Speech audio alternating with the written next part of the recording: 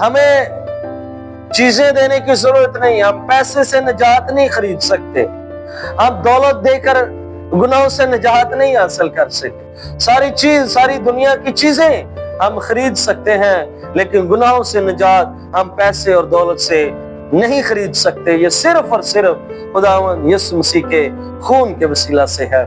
और इब्तदाई कलीसिया को, ईमानदारों को, इफिसस को पौलुस रसूल लिखता है कि तुम्हें ये निजात जो पौलुस रसूल की मुनादी के वसीला से है, बेशक तुम्हारे सामने एक बड़ा चैलेंज है, एक बहुत बड़ी जमात है जिसके सामने तुम्हें अपने आप को पेश करना है। तुम्हें घबराना नहीं, डरना नहीं है।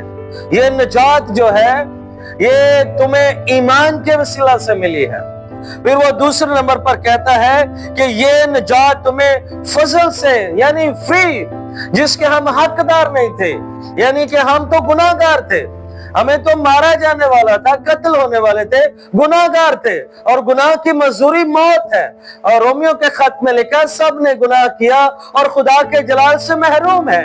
हम महरूम थे।